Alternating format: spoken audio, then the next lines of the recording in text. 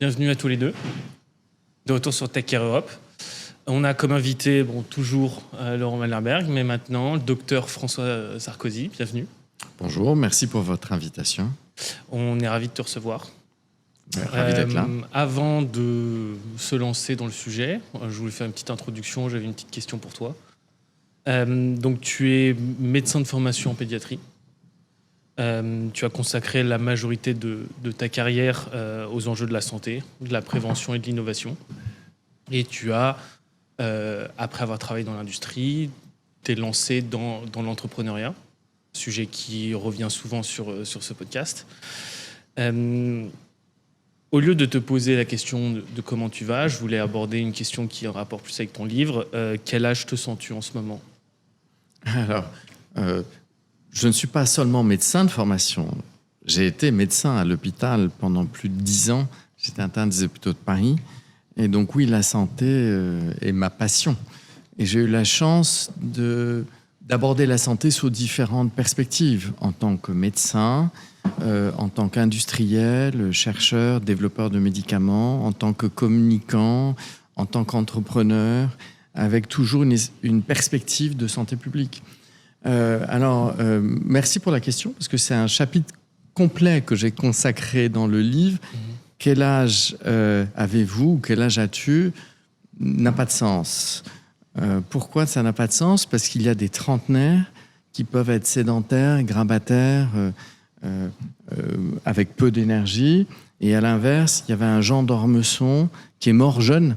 Il pétillait de vie, pétillait d'esprit, pétillait d'humour. Donc je ne suis pas sûr que l'âge chronologique, qui est l'âge de notre passeport, soit l'âge réel. On parle de 3 âges. L'âge chronologique, donc l'âge du passeport, l'âge biologique ou l'âge épigénétique, c'est l'âge de notre corps. Et puis moi, j'aime parler d'âge intérieur ou d'état d'esprit. Et en ce qui me concerne, alors ça fait frémir parfois certains experts, mais moi j'ai l'impression d'avoir 45 ans, alors que j'en ai 67. Âge chronologique. Et donc 45, ça veut dire que tu fais encore énormément de choses. J'ai parlé d'entrepreneuriat parce que tu es impliqué dans plein de différentes parties de l'industrie de la santé en tant qu'acteur. Et donc 45 ans, ça doit être que tu as encore plein de choses que tu as envie de faire. Alors oui, je suis entrepreneur et j'aime ça. J'ai pas mal de projets. Ils sont pas très gros, ce sont des petits projets, on va rester calme. Mais je n'aime pas que la santé. J'aime l'art, j'aime la culture. J'ai une petite boîte dans l'art contemporain. J'ai produit un film. Et en fait, les neurobiologistes soulignent que les gens curieux vont vivre plus longtemps. Les gens curieux vont stimuler certaines parties du cerveau qui vont leur permettre de mieux se défendre en cas de coup dur, par exemple en cas d'accident vasculaire cérébral. Lorsque j'ai commencé mes études de médecine, il y a fort longtemps, on disait qu'on naissait avec un quota de neurones et qu'on allait les perdre petit à petit. Et bien maintenant, on dit non. On dit que la stimulation intellectuelle, le changement, la curiosité, l'apprentissage permet de créer ce qu'on appelle des néoneurones, qui sont des circuits alternatifs qu'on va pouvoir solliciter en cas d'accident vasculaire cérébral. Alors, je ne fais pas ça pour des raisons médicales. Si je suis curieux, c'est parce que je suis curieux de nature et j'aime ça. Ok, moi ça me parle et je pense que c'est là où il y a quelque chose que j'ai retenu dans ce livre, c'est que mon grand-père, qui a plus de 80 ans, il me dit souvent qu'il en a la vingtaine.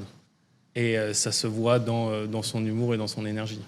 Oui, c'est important. Alors, je participais à un grand colloque à l'Académie de médecine le 20 mai dernier, où le professeur Bruno Velas, qui est le président de l'Institut hospitalo-universitaire HealthAge, donc un des grands experts de la longévité dans le monde, avait réuni 50 experts du monde entier. Et on disait... Dans mon livre, je dis 60, c'est le nouveau 45. Et là, on disait 80, c'est le nouveau 60. Qui peut penser qu'au XVIIIe siècle, l'espérance de vie était de 35 ans ? J'ai participé à une émission de télévision il n'y a pas très longtemps. Et en sortant de l'émission, l'animateur me dit « Vous vous souvenez de Jean Gabin ?» Je dis « Bien sûr, un acteur immense. Est-ce que vous vous souvenez quel âge il avait quand il est mort ?» Pas du tout. J'ai regardé, il avait 72 ans. Et c'est vrai que ça faisait bien 12 ou 15 ans qu'il jouait les rôles de sage, de vieux. Le soir même, je tombe sur un film, complètement par hasard, Le Tatoué. J'ai regardé l'âge qu'il avait à ce moment-là, il avait 64 ans. 3 ans de moins que moi. Alors, je ne suis pas du tout la référence en termes de vieillissement, mais il me semble qu'on a maintenant une énergie différente. Deuxième partie du XXe siècle, on a gagné peu ou prou 25 ans d'espérance de vie. Je pense qu'on a gagné facilement 15 ans de qualité de vie. Donc, on a la vie de quelqu'un qui avait 15 ans de moins quand on était enfant. Est-ce que ce sera le cas pour les générations futures ? J'en suis pas si sûr. Je suis très inquiet de tout ce qui se passe. L'addiction aux écrans, la sédentarité, le côté virtuel. Mais peut-être on en reparlera. Ouais. Et il y a une autre citation justement dans le livre qui dit ça veut pas dire qu'on vit longtemps, qu'on vit bien. Il y a un peu cette notion de c'est dans l'Antiquité. L'Antiquité, c'était plutôt dans la mythologie où il y avait ça veut pas dire que tu me donnes l'immortalité, que je vais forcément bien vivre toute. Oui, alors ça, tu fais allusion à Ulysse avec Calypso, puisque Calypso, la nymphe, qui avait l'air d'être une bombe atomique, lui propose l'éternelle jeunesse. Et Ulysse refuse cette éternelle jeunesse parce qu'il doit rentrer à Ithaque avec sa femme Pénélope, parce que c'est sa place. Dans la mythologie grecque et dans la religion chrétienne aussi, d'ailleurs dans pas mal de religions et de philosophies, on doit être à sa place. Tout le monde n'est pas supposé devenir un héros. Tout le monde ne va pas sauver des millions de vies, mais chacun a un rôle, une utilité. Le pape François disait « chacun a sa place, même les lents ». On ne sait pas, on oublie que les porteurs de handicap, c'est grâce à eux qu'on a inventé les télécommandes de la télévision, qu'on utilise tout le temps. Donc, chacun a sa place. C'est un point qui me semble très important.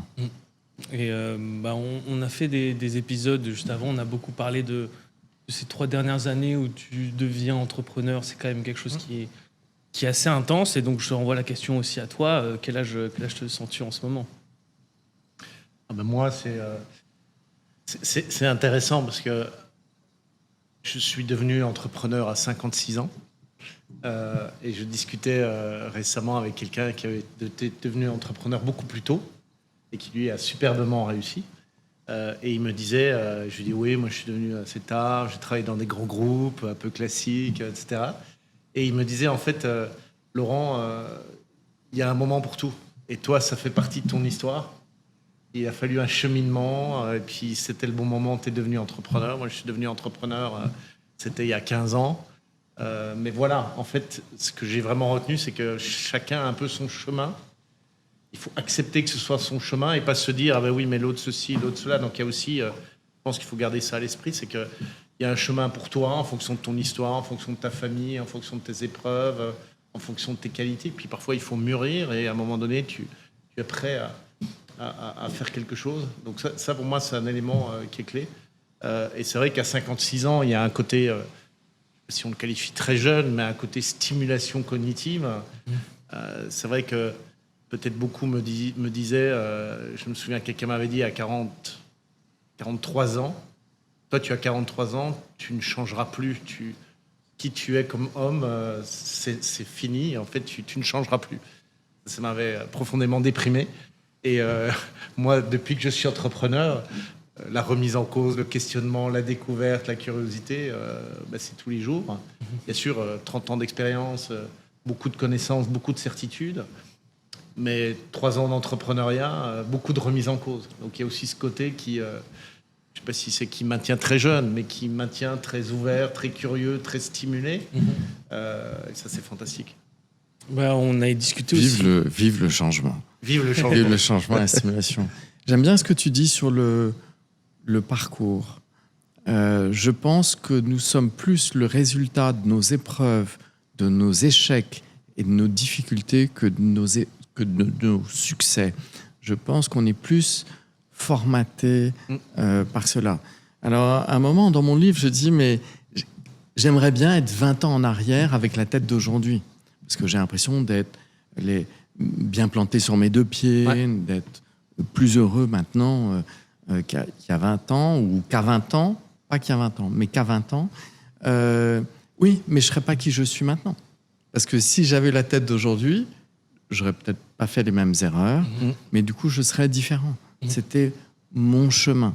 Chacun a un chemin. Et autre chose qui est important, c'est l'année d'avant. Mhm. C'est pour ça que dans mon livre, je parle de comment gérer les déceptions et le pardon. Ouais. Si on est ancré dans la rancœur, eh bien justement, c'est une ancre. Le bateau ne peut plus bouger. Sœur Emmanuelle a cette phrase merveilleuse. Elle dit « Pardonner, ce n'est pas oublier, c'est se libérer ». Je crois à ça à 100%. Donc les gens qui nous ont déçus sont des gens avec lesquels on a construit une histoire professionnelle, une histoire amicale, une histoire amoureuse, une histoire familiale. Ils nous ont déçus parce qu'ils n'ont peut-être pas pu faire autrement à l'instant T.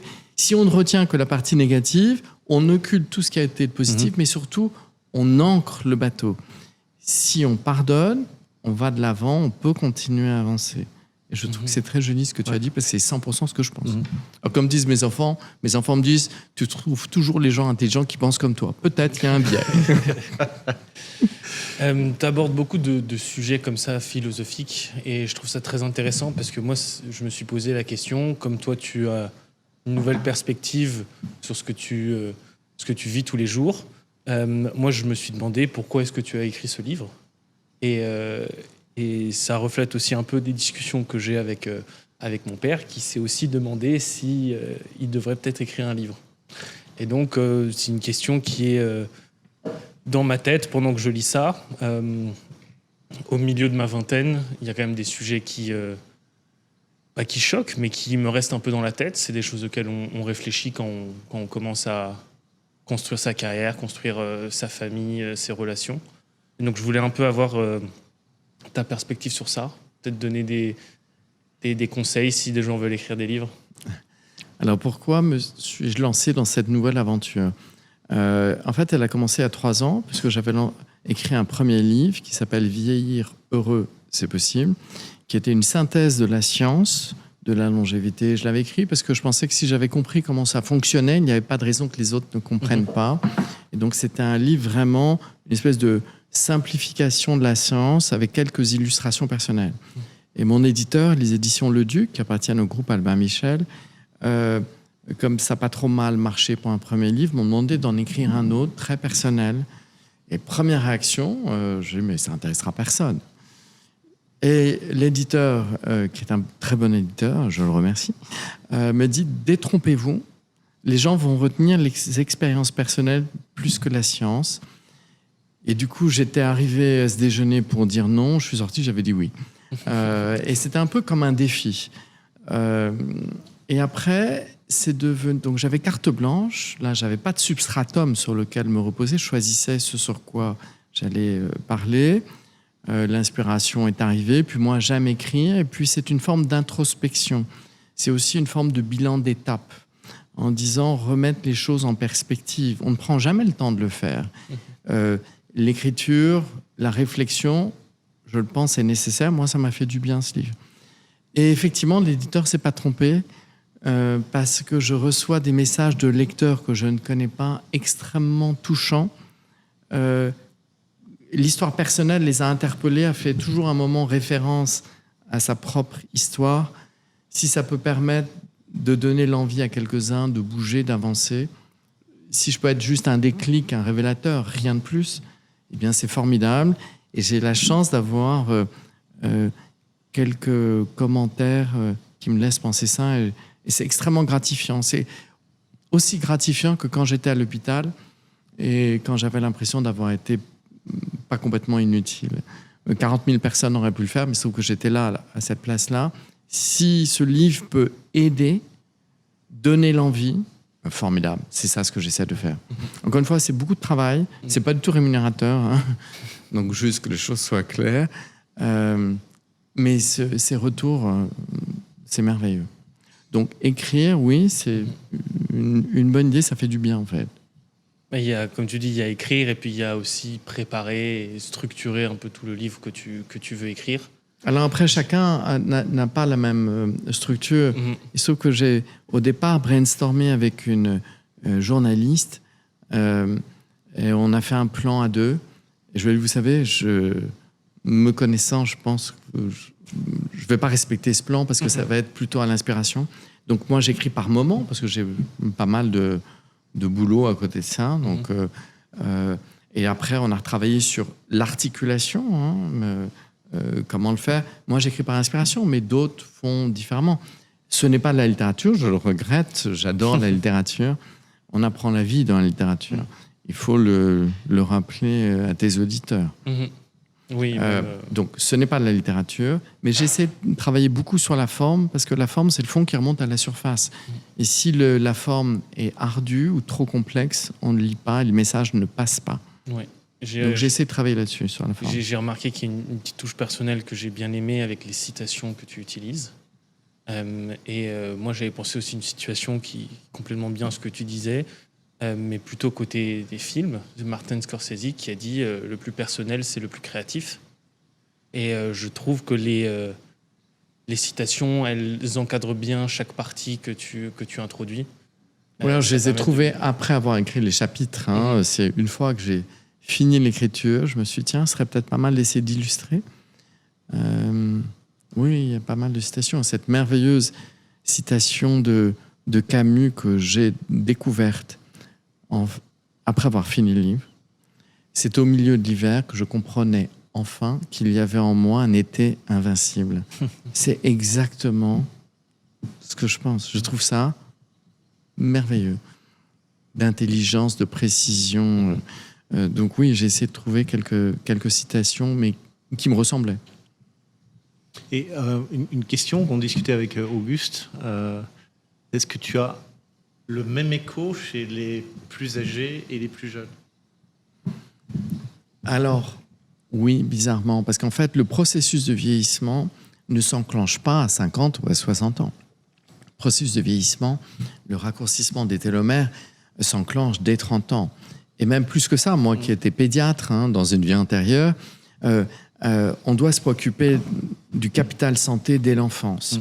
Un enfant en surpoids va devenir un adulte obèse va obérer son processus de vieillissement, va avoir plus de maladies chroniques, 5 à 7 ans d'espérance de vie en moins, des maladies chroniques cardiovasculaires, le cancer, etc. Donc, en fait, ma conviction intime est que pour vieillir bien, il faut vivre bien à tout âge. Et vivre bien à tout âge, il faut faire attention à soi, ça commence par mieux se protéger de tout ce qui est toxique. On le sait, le tabac, la drogue, l'alcool, les relations toxiques. Il ne faut pas les oublier. Les agents infectieux, on sait maintenant que les infections vont entamer le processus de vieillissement, parce qu'une infection aiguë va entraîner un problème à court terme, mais pas seulement. Va entraîner une inflammation chronique, un retentissement sur le système immunitaire. C'est maintenant un facteur de risque cardiovasculaire clairement identifié par la Société européenne de cardiologie. Le risque cardiovasculaire fait le lit de l'Alzheimer, et la maladie d'Alzheimer est la grande pourvoyeuse de perte d'autonomie. Donc, je travaille beaucoup sur ces sujets à l'heure actuelle. Et j'ai pas mal de réactions de jeunes. Je pense notamment à Mélissa. Si elle nous écoute, je la salue, qui m'envoie des messages juste merveilleux. On a une discussion superbe à la fois internationale du livre. Et elle est très jeune, elle a 23, 24 ans. Je pense que chacun doit trouver sa place, son chemin, et ne pas laisser les autres juger de qui il est ou elle n'est pas. Comme tu l'as dit, on a tendance parfois à se comparer, mais comparaison n'est pas raison. Donc oui, j'ai pas mal de messages de jeunes, et aussi, je suis académicien de pharmacie. Très gentiment, René Claire, je la remercie, que j'ai vu hier à une réunion de l'académie, m'a fait passer un message très gentil. Non, j'ai des réactions adorables qui me touchent énormément. Prendre la peine d'écrire à un auteur, trouver son lien, etc., je trouve que c'est formidable. Donc les témoignages et les retours que tu as reflètent la personnalisation ou l'intimité que tu as mis dans ton livre. En tout cas, il faut rendre à César ce qui est à César. Donne raison à mon éditeur. Quand il m'a dit que ça va plus interpeller, n'exagérons rien. C'est pas non plus un blockbuster. Je reçois pas des millions de réactions. Je le regrette, j'aimerais. Non, mais j'en ai reçu pas mal. Et j'en ai même reposté certaines. Tellement elles étaient touchantes. Et quelles sont... je parlais des jeunes un peu, mais quelles sont les réactions des politiques qui, évidemment, en termes de population, ont la responsabilité aussi de prendre certaines mesures de politique publique pour encadrer ce bien vieillir versus ce problème de perte d'autonomie, comme on discutait ensemble. Comment ils réagissent et qu'est-ce qu'ils sont prêts à faire? Alors d'abord, et je l'écris dans mon livre, je regrette qu'il n'y ait toujours pas eu de loi sur le bien vieillir. C'est pas faute d'avoir participé à pas mal de groupes de travail. Maintenant, nous avons une ministre, Madame Camille Gaillard-Minier, qui prend le taureau par les cornes, même si le mandat ne sera pas très long, avec toute une réflexion autour de France Autonomie. Et nous avons eu des discussions ensemble avec son cabinet, avec elle. J'ai la chance maintenant de faire partie de plusieurs de ces groupes de travail. Je la vois juste après vous, pour discuter justement de cela. Je pense que la notion de perte d'autonomie est qui est très claire. C'est le fait d'être dépendant des autres, de ne pas pouvoir avoir sa complète autonomie de mouvement, de réflexion, de financement, etc. C'est une notion très précise, mais ça me semble plus une notion administrative et financière qu'autre chose. Donc, moi, je propose que l'on parle plus de longévité et de vie en bonne santé. Tu sais qu'en France, notre espérance de vie s'est allongée. 80 ans pour les hommes, presque 86 ans pour les femmes. Formidable. Oui, mais 13 ans de différence d'espérance de vie entre les 5% les plus gâtés et les 5% les plus démunis. C'est énorme, c'est presque 15%. Donc il y a une vraie injustice socio-économique. Deuxième chose, l'espérance de vie en bonne santé à 65 ans n'est pas très bonne, puisqu'à 65 ans, seule la moitié du réservoir d'années qui nous reste à vivre sera en bonne santé. Et c'est ça qui coûte cher. Donc, l'espérance de vie à la naissance croît plus vite que l'espérance de vie en bonne santé, donc le problème grossit. Donc, c'est important, et c'est ma conviction, d'essayer de tout faire, évidemment, pour mieux accompagner ces personnes âgées dépendantes, mais aussi de tout faire pour éviter de grossir le problème et de permettre d'éviter aux gens de rentrer dans cette perte d'autonomie. Et la bonne nouvelle, c'est qu'on peut maîtriser son destin. La bonne nouvelle, et c'est démontré, c'est que si on modifie ses comportements et modes de vie, on peut aplatir la pente du déclin des fonctions cognitives ou des fonctions physiques. Une étude américaine que je cite, faite chez les vétérans, assez récente, qui remonte à peu près à 18 mois, a montré qu'une intervention chez ces anciens combattants à 50 ou 60 ans, où ils ont modifié leur mode de vie, arrêter de fumer, reprendre l'activité physique, faire attention à l'alimentation, au sommeil, stimulation sociale, permettait non seulement d'éviter les complications cardiovasculaires et les cancers, mais permettait d'allonger leur espérance de vie jusqu'à 10 ou 15 ans. Donc, la bonne nouvelle, évidemment, il vaut mieux s'en occuper tôt que tard. La bonne nouvelle, c'est qu'il n'est jamais trop tard. Donc, allez-y, les auditeurs d'Auguste. Je voulais aussi parler des nouvelles technologies. Il y a une grosse partie de ton livre où tu parles un peu de toutes les innovations qui existent, qui sont en train d'être créées. Beaucoup d'entre elles sont encore dans les phases de test, mais on aime bien en parler pour que justement ça motive tout le monde. Et tu dis à un moment qu'on passe d'une médecine qui soigne à une médecine qui prédit. Avec l'intelligence artificielle, c'est évidemment un sujet qui revient beaucoup. Et tu cites un exemple de Brian Johnson aux États-Unis qui, parmi quelques personnes, dépense des millions d'euros pour essayer de arrêter le vieillissement, mais surtout de revenir en arrière. Et je voulais te parler de ça justement parce que j'ai vu qu'il avait fait un tweet récemment qui disait, à cause de comment il a grandi, il a eu une maladie auto-immune qui empêchait le sécrètement des bactéries qui protègent son estomac, qui fait que même s'il avait 48 ans biologiquement, son corps vieillissait comme n'importe lequel. Alors, il y a plusieurs choses dans ce que tu dis, Auguste. La première, c'est oui, nous devons aller vers une médecine de prévention et une médecine de prédiction. Le fameux colloque auquel j'étais, nous avons insisté sur le fait qu'il ne fallait plus seulement diagnostiquer le plus tôt possible les patients atteints de maladies chroniques, il valait mieux dépister le plus en amont ceux qui sont à risque de développer ces pathologies pour éviter qu'elles arrivent. Parce que ce sont les patients avec des maladies chroniques qui sont plus à risque d'avoir un impact sur leur longévité, leur vieillissement et la perte d'autonomie. C'est aussi tout ce qu'on appelle l'épigénétique qui est en train de transformer les choses pour permettre cette médecine prédictive. On peut prendre l'exemple d'Angelina Jolie. Angelina Jolie, la fameuse actrice magnifique, vient d'une famille de cancer du sein. Sa mère, sa grand-mère, sa sœur sont mortes du cancer du sein. Elle a fait un test. Elle avait une mutation génétique à risque. Elle a enlevé les 2 seins pour éviter d'avoir cette maladie. Ouais. Donc, c'est ce qu'on peut faire. Donc, ça, c'est formidable. Quand tu prends l'exemple de Brian Johnson, je n'ai pas vu son tweet récent, mais j'ai bien sûr regardé ce qu'il faisait. C'est ce que je disais.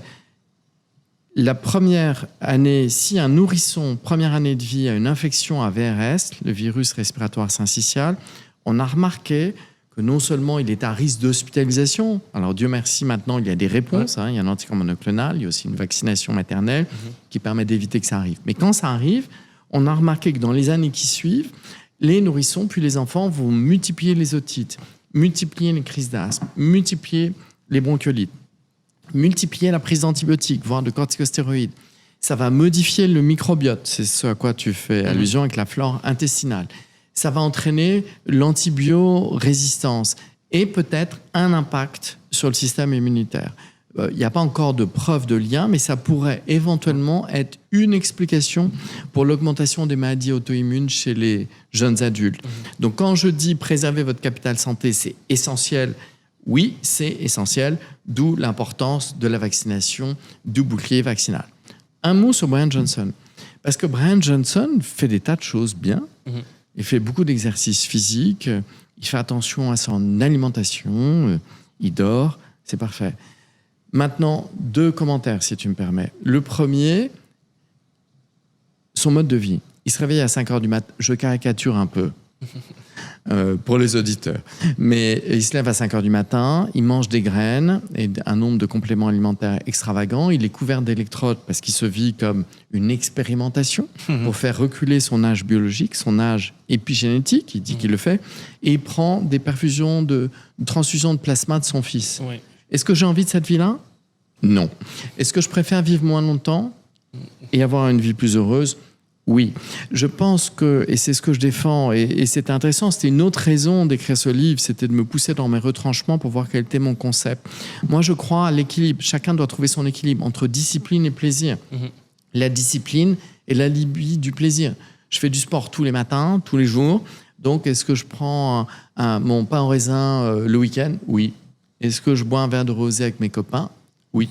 Alors, je ne le fais pas tous les jours, je fais attention. Donc, il y a l'équilibre entre discipline et plaisir. Il y a un deuxième équilibre qui est essentiel et qui l'occulte complètement. C'est entre le corps et l'esprit. On a parlé de stimulation cérébrale tout à l'heure, on a parlé de curiosité. Et puis, il y a une troisième chose qui moi, m'est essentielle. Et d'ailleurs, maintenant, il y a de nombreuses études là-dessus. Je ne sais pas si tu as regardé ça, mais c'est la notion d'altérité, d'orientation vers les autres. D'abord, on sait que l'isolement est un poison. Alors, on peut faire tout ce qu'on veut en termes d'exercice physique, etc. Si on n'a pas d'interaction avec les autres, il y a une étude de l'Harvard Medical School qui a montré très bien ça. Interaction sociale, c'est absolument essentiel dans le processus de vieillissement. Et puis, je pense qu'il y a la quête de sens. À quoi je sers ? Quelle est mon utilité sociale ? Quelle est, alors, ça peut être une vie spirituelle, ça peut être la méditation. À quoi je sers ? À quoi j'aspire ? Tout à l'heure, tu disais, qu'est-ce qu'une vie réussie ? Mais Dieu merci, nous n'avons pas tous la même réponse à cette question. Est-ce la durée de la vie ? Est-ce le plaisir reçu, l'intensité ou la trace laissée ? Achille et Alexandre de Macédoine ont pris le parti d'avoir des vies courtes, extrêmement intenses. On parle toujours d'eux à l'heure actuelle. D'autres vont avoir une autre type de définition. Je laisse libre chacun de la réponse à apporter. Mais je pense qu'y réfléchir, c'est important. À quoi je sers ? À qui suis-je utile ? Ai-je trouvé ma place ? Ai-je donné la valeur que je devais donner à partir de ce qui m'a été donné ? Je crois que ça, c'est un point essentiel. Pour moi, en tout cas. C'est mon point de vue. Bah, c'est des questions aussi qui m'arrivent de me poser. Et en termes d'approche philosophique à ça, et en étant dans les nouvelles technologies en travaillant avec l'IA, c'est toujours intéressant d'avoir cette autre perspective. Là, récemment, il y a quelqu'un qui avait commenté sur une de mes vidéos qui disait AI sucks. Donc c'est vraiment, ça me sert à rien, je l'utilise pas et en plus, je trouve ça pas vraiment utile. Moi qui ai plongé dans les nouvelles technologies, je trouve qu'il y a aussi un peu de se dire, on veut l'intégrer beaucoup à notre vie, on veut, dans un sens, un peu de dépendance à ce que les nouvelles technologies peuvent nous apporter pour mieux vivre plus longtemps, etc. Mais je pense qu'on néglige beaucoup le côté social. Les nouvelles technologies, autant les innovations que les réseaux sociaux, et un peu le côté pessimiste que ça peut apporter. Et donc ça peut être aussi une question pour toi. On travaille avec l'IA tout le temps, et on est aussi en train de chercher à créer une boîte dans cette industrie-là, plus spécifiquement donc les jumeaux numériques. Qu'est-ce que ça... comment je voulais le formuler ?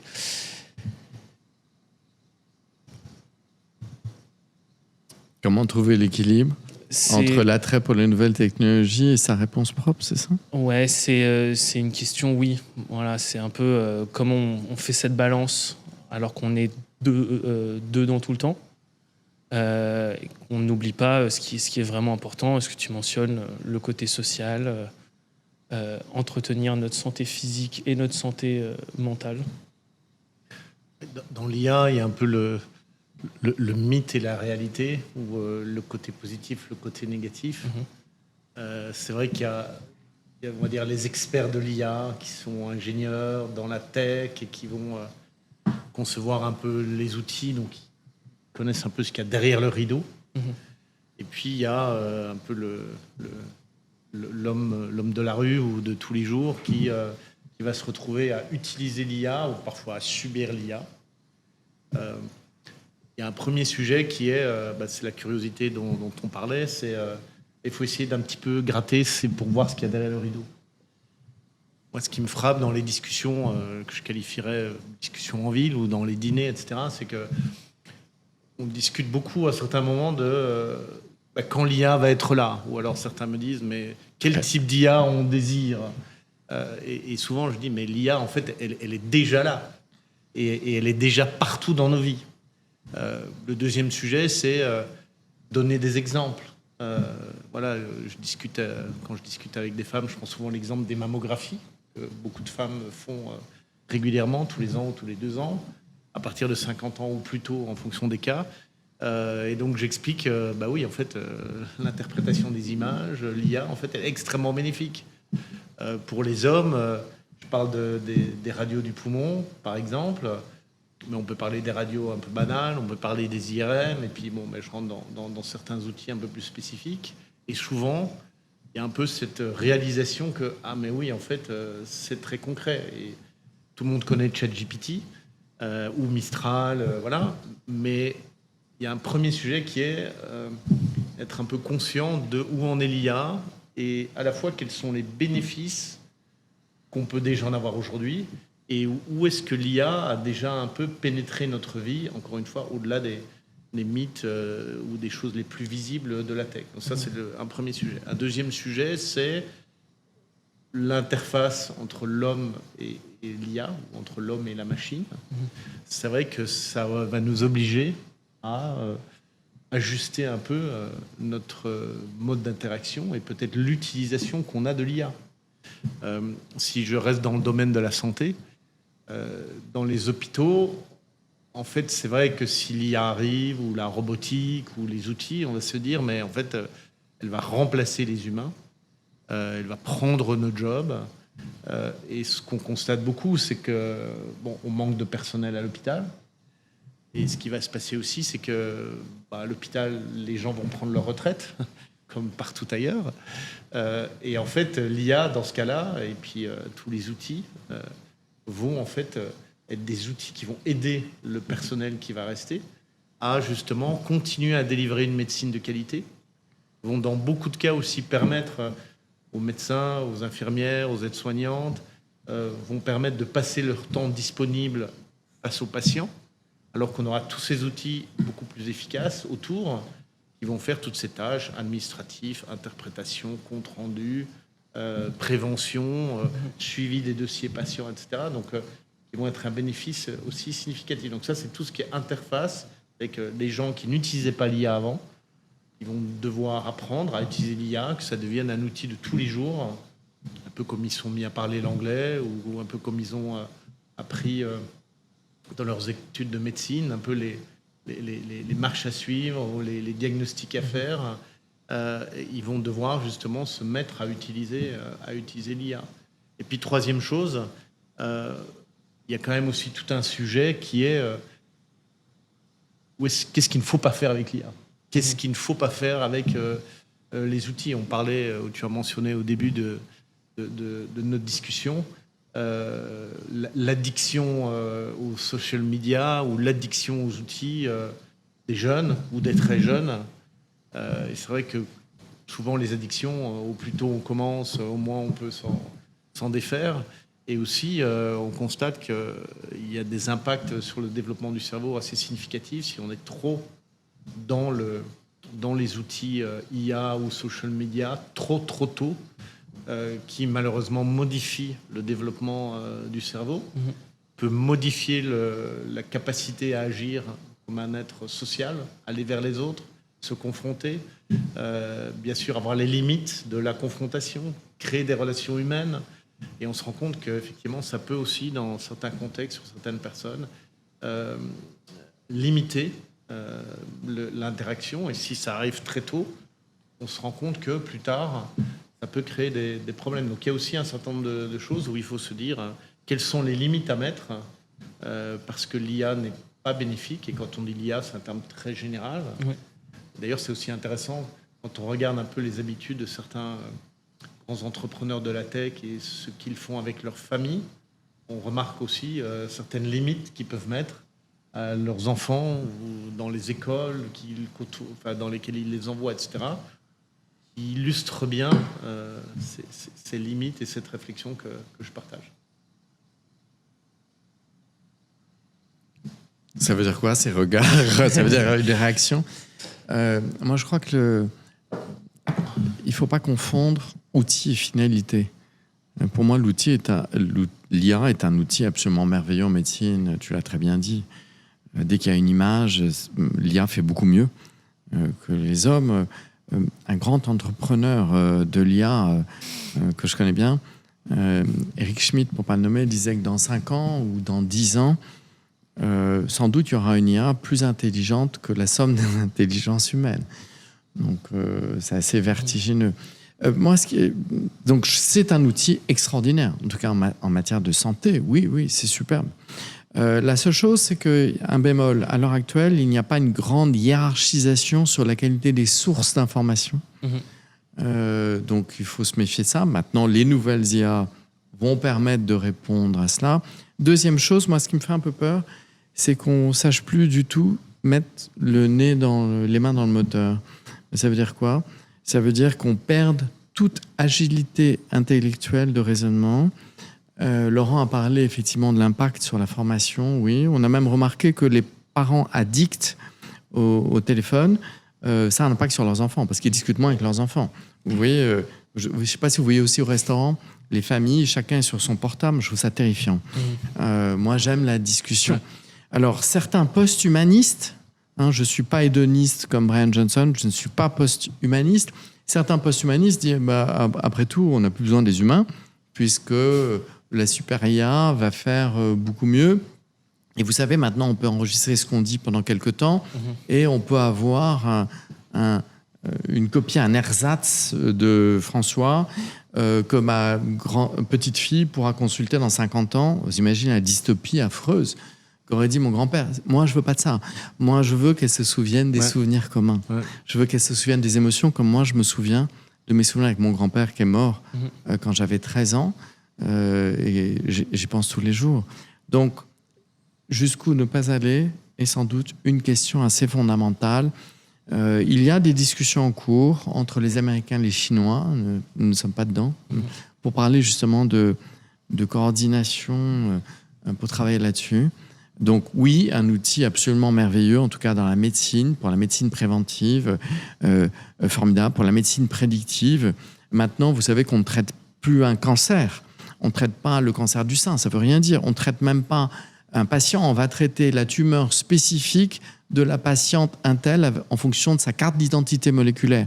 Personne ne peut synthétiser humainement l'ensemble des études pour trouver quel est le bon cocktail thérapeutique pour cette tumeur spécifique. L'IA permet de le faire. Merveilleux. Mais, Dieu merci, on a des grands cancérologues et qui savent faire avancer la science. Donc moi, je crois en l'humain. J'aime l'humain. Et dans toutes ses composantes, avec, encore une fois, il y a le corps, il y a le mental, l'esprit, il y a l'altérité, l'humanité. J'ai très peur, pour le coup, chez les jeunes, du fait d'être enfermés dans un monde virtuel. Moi, je préfère aller voir un tableau que de le voir seulement sur un mobile. Je préfère les relations humaines ou sexuelles que de regarder des films. Vous voyez ce que je veux dire ? Moi, je crois en cette expérience. Et puis, je crois à la contribution humaine. Je crois en cette solidarité. Je n'aime pas le communautarisme où chacun vit à côté. Et les algorithmes peuvent faciliter cela, puisque les algorithmes peuvent vous envoyer que les informations qui vous intéressent. Mais moi, j'aime être surpris. Je lis le journal sur un iPad, mais je lis le journal. Pourquoi ? Parce que j'aime être surpris par certaines thématiques auxquelles je n'aurais pas pensé. C'est comme ça que je m'enrichis. C'est comme ça que d'autres idées viennent. Bref. J'ai réalisé aussi, moi, ayant grandi avec les réseaux sociaux, la partie stressante qui vient avec consommer autant de choses, c'est quand tu essayes de te mettre dans une situation réelle, avec, que ce soit pour présenter quelque chose à un public, parler à ses amis, etc. Tu prends ce que tu vois sur les réseaux sociaux et tu essaies de les projeter sur une situation réelle. Et tu imagines plein de choses qui sont souvent complètement insensées. Et c'est cette partie-là que j'ai aimé de ton livre. Tu conclus avec cette notion de bonheur et de stress et un peu les émotions qui viennent avec ces périodes de la vie. Et donc, je pense que je voulais conclure cette discussion avec peut-être cette approche un peu plus philosophique que tu as abordée un peu à travers ton livre, mais surtout à la fin sur ces deux notions. Est-ce que tu avais écrit cette partie-là parce que tu sentais que c'était aussi important que le côté scientifique? Mais la science a confirmé que cette partie-là est essentielle. Donc pour moi, elle est très importante. Je vais te dire quelque chose. Je ne pense pas que l'on puisse vieillir longtemps en bonne santé si on n'a pas des moments de bonheur. Et le bonheur, ça s'apprend. Et oui, ça s'apprend. Alors bien évidemment, certains commencent dans la compétition de la vie avec une longueur d'avance. On est bien d'accord. Mais ça s'apprend. Pourquoi ? Parce que moi qui étais tellement perfectionniste, dès qu'il y avait un problème, j'étais obsédé par l'idée de le résoudre. Je passe par la fenêtre. Bref, je connais ton père depuis longtemps. Je pense qu'il le sait. Je pense que c'était épuisant. Épuisant pour moi, épuisant pour mes proches. Maintenant, et je dois dire que la foi, le retour à la foi, avec un grand F, m'a beaucoup, beaucoup aidé. Maintenant, je fais ce que je dois faire, mais je me dis, si ça ne se passe pas, quelque chose d'autre se passera de mieux après. J'ai confiance. Point numéro 1. Point numéro 2, je ne laisse plus le négatif contaminer le positif. Quels que soient les embêtements que j'ai pu avoir, les difficultés, la fuite du toit, ce qu'on veut. On a tous des embêtements en permanence. Je suis avec vous, je suis content de retrouver Laurent que je n'ai pas vu depuis longtemps.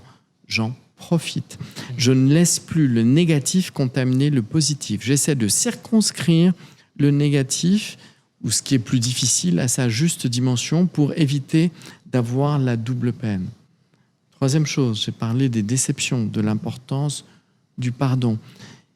on ne doit pas bouder sa chance. N'oublions pas une chose, vieillir est une chance que n'avaient pas nos ancêtres, que certaines personnes n'ont pas. Ne boudons pas cette chance. Il faut savoir l'apprécier. Et enfin, je pense que vieillir, ce n'est pas lutter contre le temps. Il se trouve que j'avais une discussion hier dans le monde de la mode et on parlait de certaines icônes qui ont beaucoup de mal à ne plus être ce qu'elles avaient été.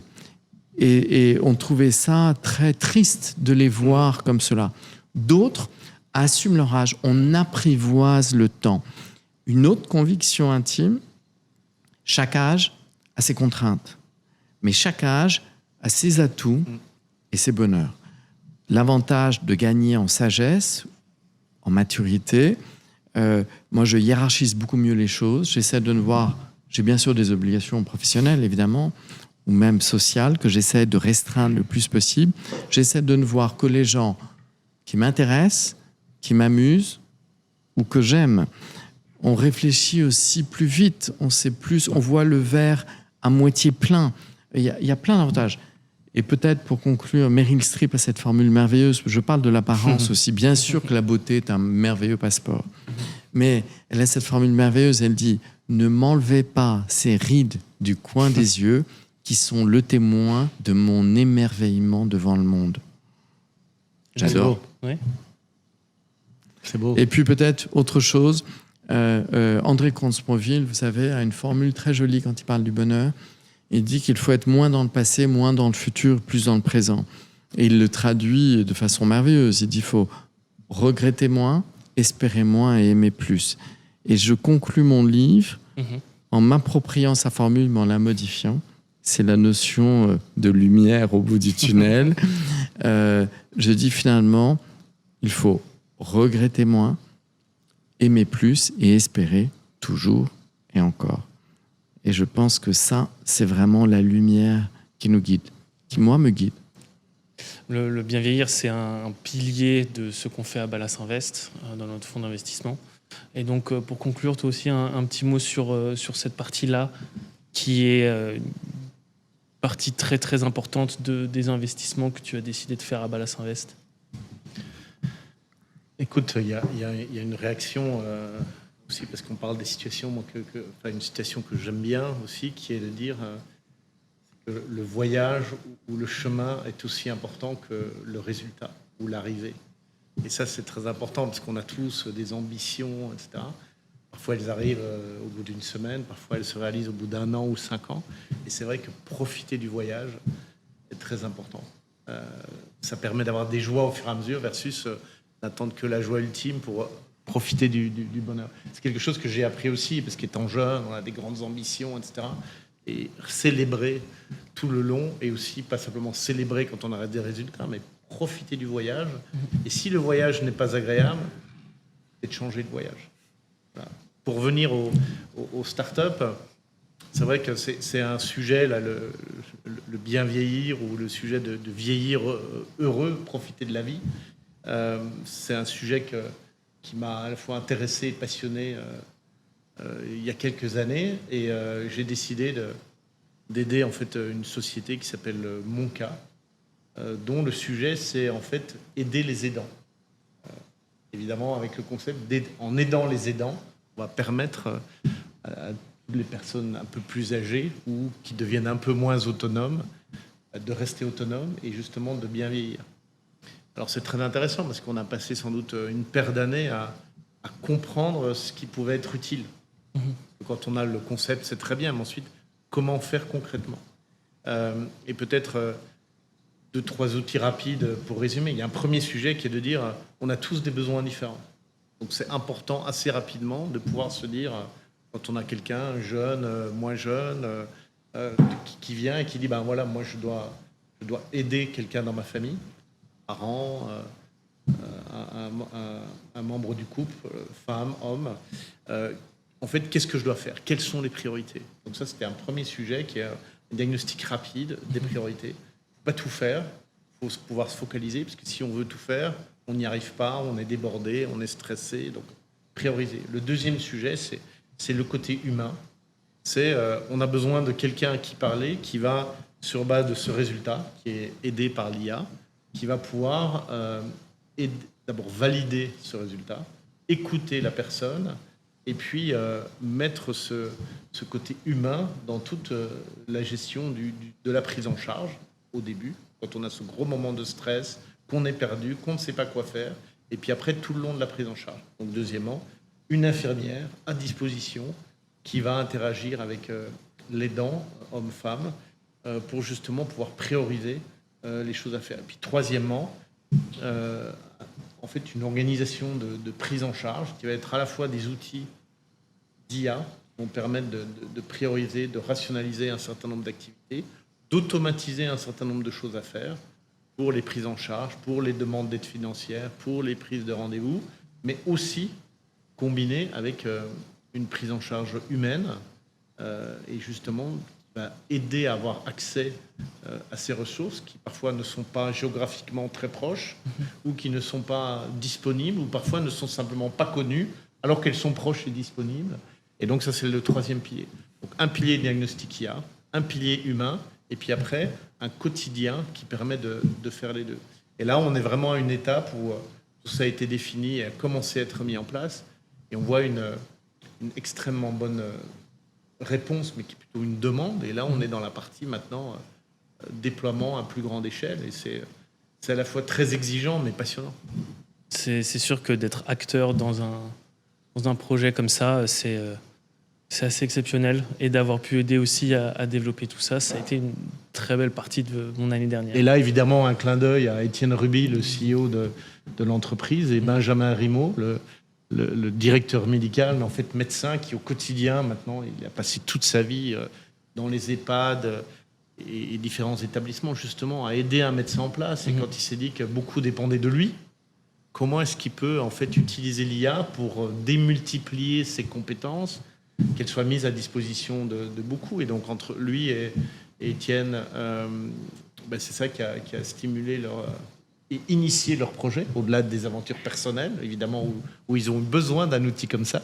Et ils se disent, essayons de rendre ça disponible au plus grand nombre. Merci beaucoup Laurent, merci beaucoup François. Merci Auguste. D'avoir été là. Auguste. Et puis à très bientôt sur Tech Care Europe.